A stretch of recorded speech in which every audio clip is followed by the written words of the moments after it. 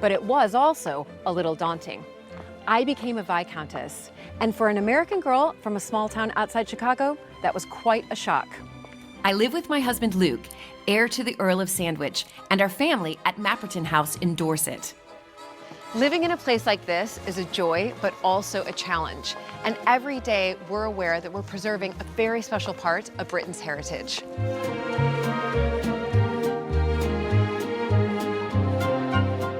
Mapperton has opened up an extraordinary new world for me, and I can't wait to share it with you all.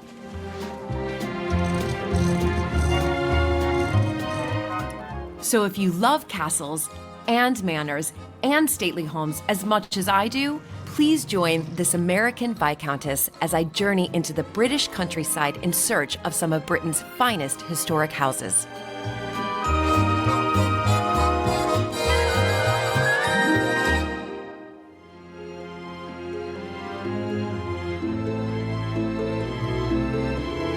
Welcome to Mapperton, where today we're in the Tudor wing of the house, and I do think that every historic home must have at least one ghost. And certainly here at Mapperton, there are some rooms where guests have said that they have felt or seen something. I haven't yet, but that's what I've been told. Upstairs in the Tudor bedroom, it's said that there is a gray lady who apparently does not allow you to enter without asking for permission first. So many of the historic houses that I visited also have haunting stories to tell. Berkeley Castle in Gloucestershire has been the home to the Berkeley family for nearly 900 years. But within its walls, a brutal reality of English history was played out. In 1327, King Edward II was murdered.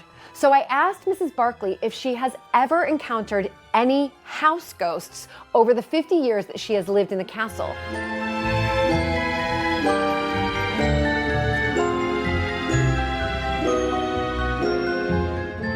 On two occasions.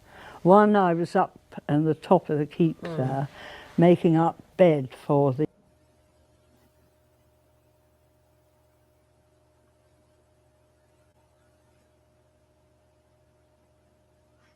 we had the hump ball. Right. I have the hump ball here, and the band were going to stay. And I was making this bed, and all of a sudden I heard this footfall, and they had to come down stone steps. And I thought, well, it's not the dogs, because they never like coming down. Right. And I sort of half turned, and all of a sudden there was someone standing behind me. And you know when someone is close to you, don't you? You can feel. And yes, and it was male, and I suddenly felt all the hairs at the back of my neck going up. I've never had that happen, and I always wondered what people were talking about when they said the hair stand up on the back of your neck.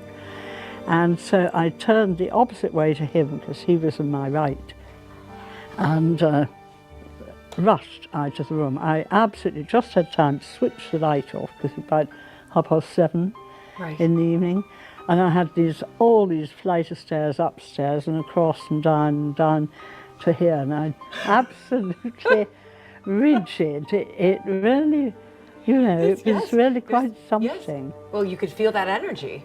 I must have. You must. It was a man, Yes. you know. Yes. I didn't at the time think it might have been the king, say, Right. although I wouldn't Edward think it was II, Edward yeah. the second. Otherwise, one might have been more polite, you know. But anyway, no, that was quite a shock. And another time, I went out. One of the dogs wanted to go out, and as they do in the middle of the night or the Yes. early morning. Actually, it's about 6:30, and I brought it down and I let it out into the inner bailey. And I suddenly saw movement opposite, and there was two women sitting there. I thought, how peculiar, who's this come in now? And anyway, husband John was coming back in. He took the dogs, he got downstairs before me, was really the answer. Right. So he'd bring them back in. And he said, good God, what's wrong with you? You look as if you've seen a ghost. I thought, of course, that's what I've done. These two women, who were actually fairly modern, were sort of 1900s, I suppose. Right, but- right.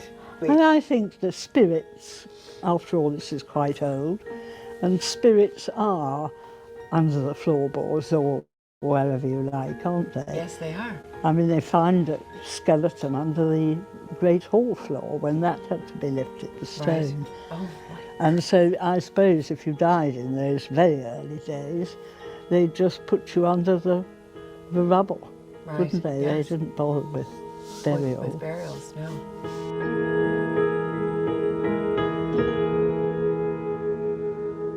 These very ancient buildings really do absorb their histories, and Athelhampton House here in Dorset is no exception.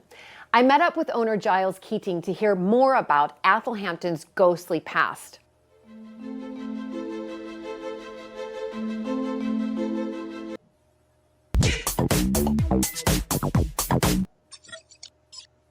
Hello everyone. Today for you to recommend a very good looking model.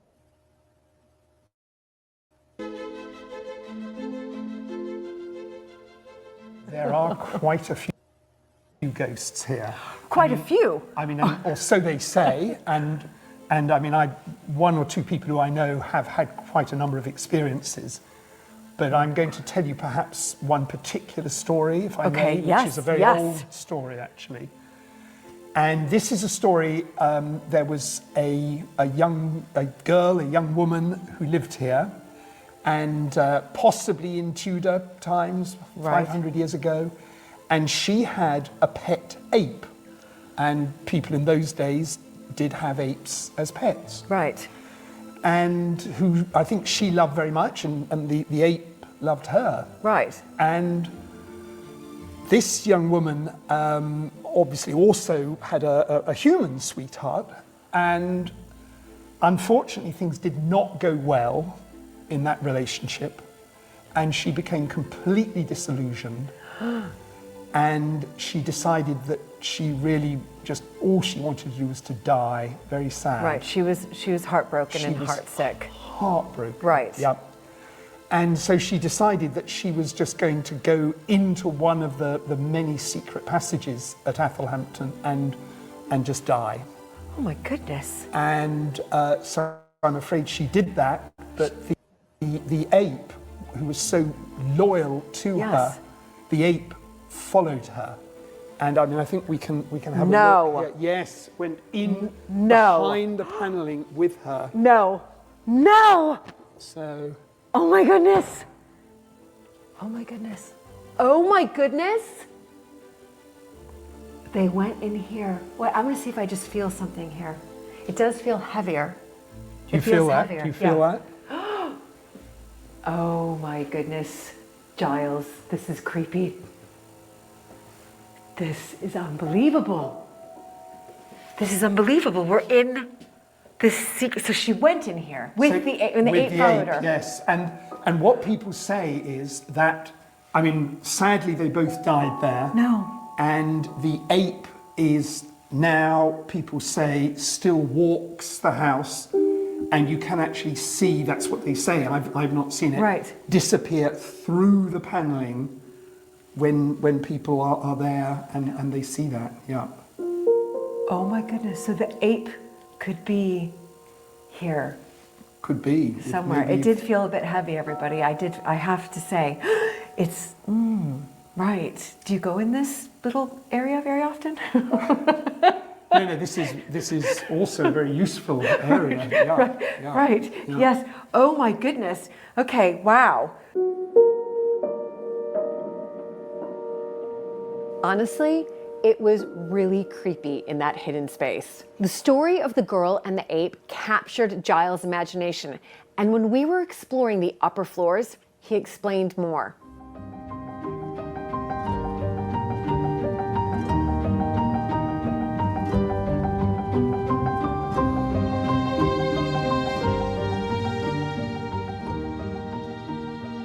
Oh my goodness. Giles, this is astonishing. It's lovely, isn't it? Yeah. It is so beautiful. Now, I'm guessing it's a library. Indeed. Right. Yeah, this is the library. Yeah, yeah. Brilliant, but I do spot something out of my corner of my eye. You're an author. That is correct. That is correct. What? Yeah, yeah. Giles? Yes. Oh my goodness. Okay, you must explain to our viewers. Well, this is Athelhampton here. Yes, And yes. it's Anne of Athelhampton and the Riddle of the Apes. Can you explain to everybody? And do I get a signed copy? I hope We so. can let you have, of course. That'll be yes. Wonderful. Explain to me a little bit about the inspiration to this and this book. It's fiction? It is fiction, but it's absolutely based on a lot of documentary evidence of what actually happened. Right. And Anne of Athelhampton, she is the youngest of the 4 Martin daughters who lived here in the middle of the Elizabethan period. Okay. Around about 1580, 1585, yes. Right. And, Right. yes. And can you give us a little bit about sort of, the context of this book? So a couple of things. That the ape, of course, is her pet. She has a pet ape. So we know where the inspiration came from that, Right, some of the right. stories in the house. And the storyline is really about a bit of something that's going on with her cousin, who is actually the young Sir John Tregonwell. They actually have quite a feud, this young Sir John, with Anne's whole family, and that's documented, that's history. Okay, right. And so the book kind of picks up on that and just kind of develops where that might have led. And poor Anne is actually really gets into quite a difficult corner. Okay. But anyway, well, you have to read the book. Well, and see. I'm just going to quickly just read here just the back because I was just reading it while you were telling me, and it's lovely because I see the words witchcraft, riddle, secrets, passageways. It says, why has Anne been given a pet ape, Endy, as a 12th birthday gift from her grasping cousin, young John? Can he solve the riddle before Anne and use it to accuse their grandmother, the Lady Elizabeth, of witchcraft and of harboring a priest? Helped by Endy, the ape, and her friends Lizzie and Robert, Anne searches the passageways and walls of her family home, Athelhampton, to reveal their secrets and solve the riddle, only to discover that she herself is young John's target and that her struggle against him will lead her into mortal danger. That's right. Yup. Well, and this is just the first of a trilogy, actually. Ooh. Yes. So the next volume, which is Anne of Athelhampton and the Queen's Pearls, is pretty well finished. Fantastic. Coming out over the next few months, and then the third volume is in process. Oh my goodness. Well, that is very exciting. And if you want to purchase a copy of Giles' book, the details are down below, athelhampton.com. And when you purchase, if you mention Julie Montague, Giles will also sign the book for you as well. Wow, I just built the most amazing workflow on Monday.com. You build your own workflow? Why? There are a bunch of amazing...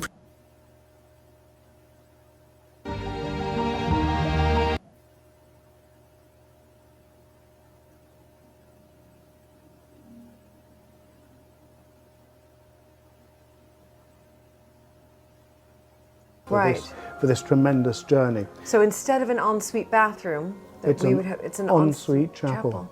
Now, Isabel Farringdon is a lady that I'd like to talk about. Now, she is a very important lady because she is the wife of Sir William Martin, who is the creator of the fabulous Great Hall, which is just behind this panel. Exactly. And sadly, Isabel did not last very long. She lived till she was in her mid-30s, and she died in this room, probably right here where this bed is. No. Sadly, in childbirth. Oh my gosh. Either her second or third child. The records on that are a little bit dubious.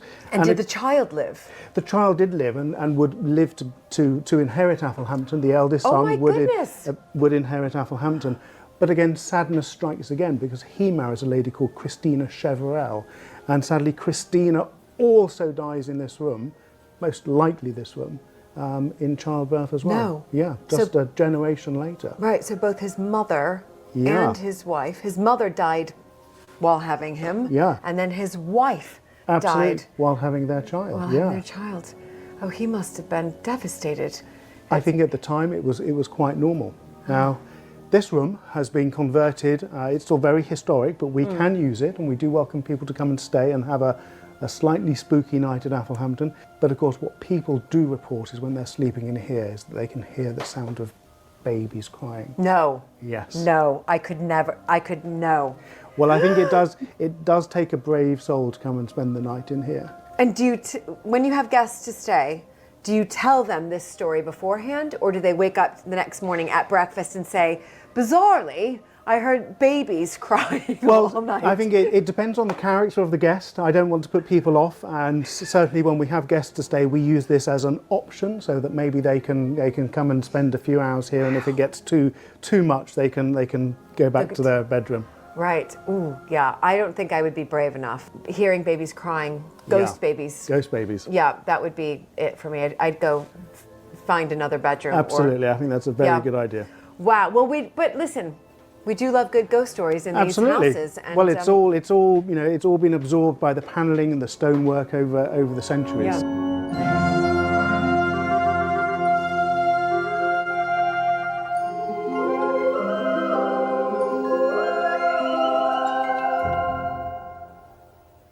Alpin is a Tudor manor house hidden in an absolutely beautiful valley in the Cotswolds. It's been home to Sir Nicholas and Lady Manda and their family since the 1970s. But it's said that some who have stayed or lived at Alpin in the past still haunt the rooms.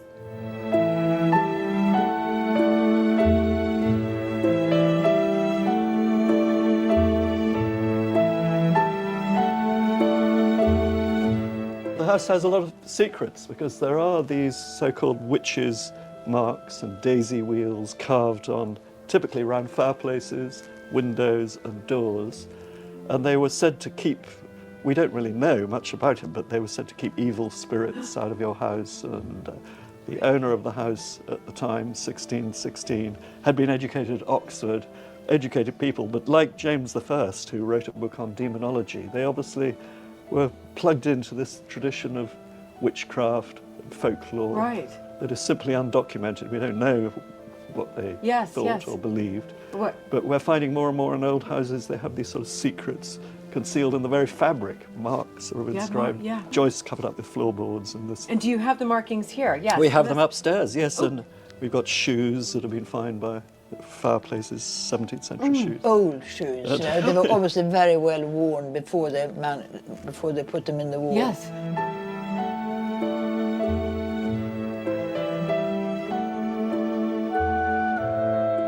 Before we made our way upstairs to see the markings, I asked if either Sir Nicholas or Lady Manda believe in ghosts.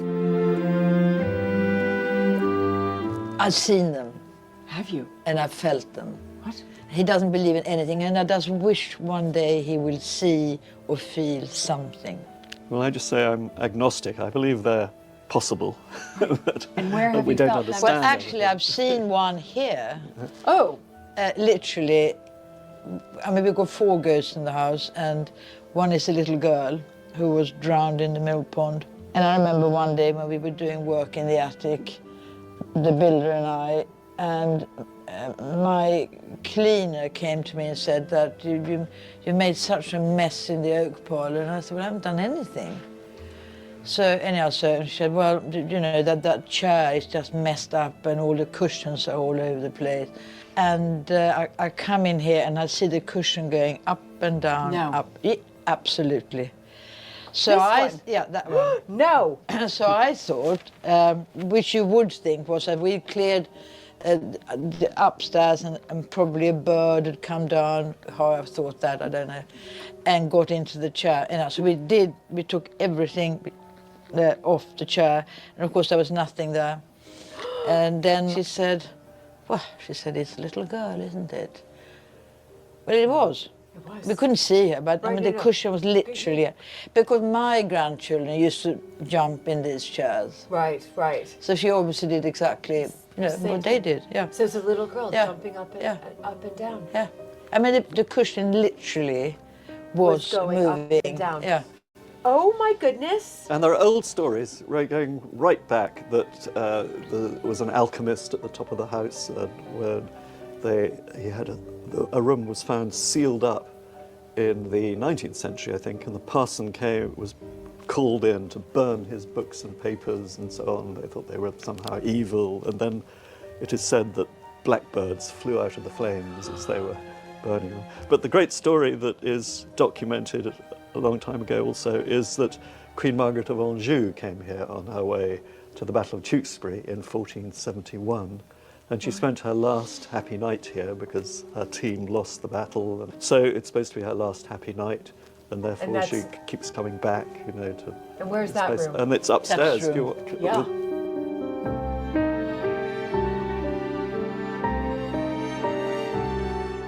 Okay, the ghost of Queen Margaret of Anjou?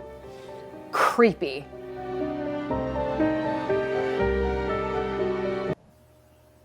New Jollibee Mix and Match combos, now with 6 mains and 6 sides. Starts at 75 pesos.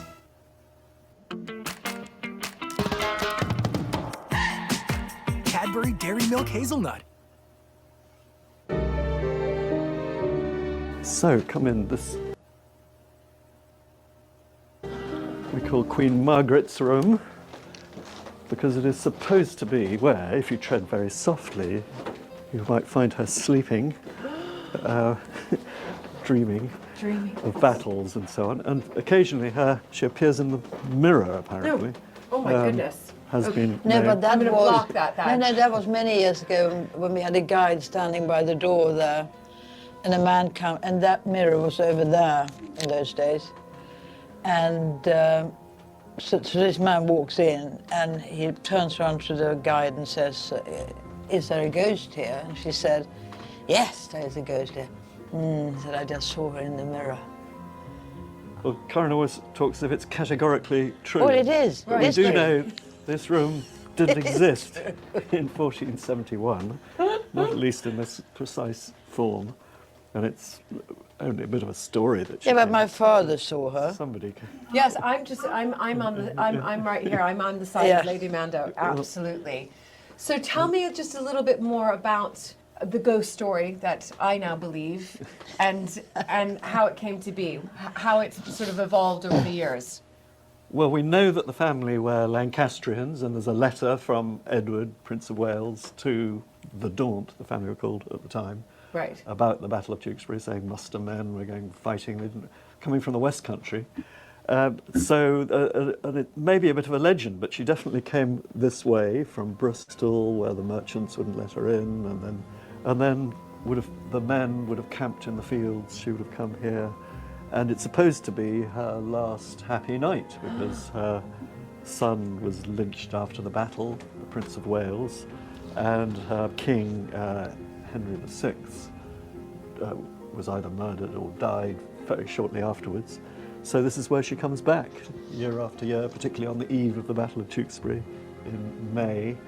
And there's certainly stories, for instance, the evacuees in the war who were here sleeping in attics and in here. And then one day they asked Mrs. Bray, who had to go out to a ball or something and didn't say goodnight to them and tuck them up as was her wont. And they said, "Who is that beautiful lady who came in last night in a fur-trimmed gown and a back veil and a wimple and all this," describing medieval costume which they couldn't have known anything about in her sort of patronising way. So they couldn't have known what Queen Margaret of Anjou wore, sort of thing. And so she was a great raconteur and had this sort of story which was current in the neighbourhood. And again, we've got the graffiti on the fireplace. Right. And the hoard of shoes which were found in the house. I was telling you about.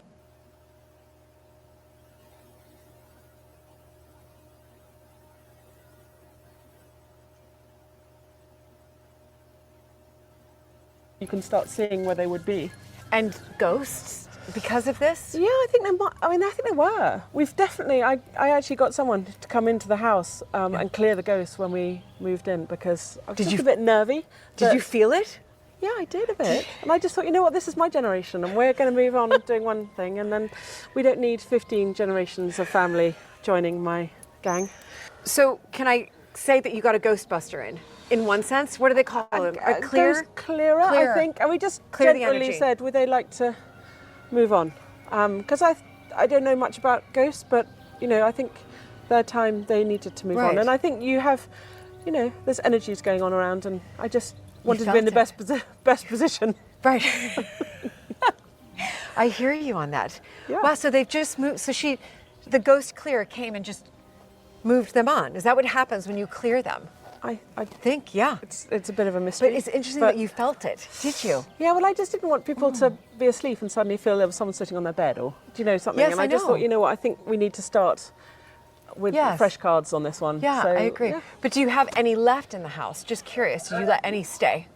I don't know, but I think it's quite a good feeling in the house. I think it's quite calm and it's quite positive. So I hope that if they are in the house, they're happy in the house. Right, yeah, you know, exactly. Occasionally I see bum prints on the beds when I'm going up and checking the rooms, and as if someone's, sat on the bed to do their shoes up or something like that. It's like, stop sitting on my bedspreads. But that's okay. That's part of living in part of an living old house. in an old house that has, has history. History. There you go. Wow. Well, I mean, listen, they, I always think of ghosts as they come and go as they please. Yeah. But keep the good ones. Yeah.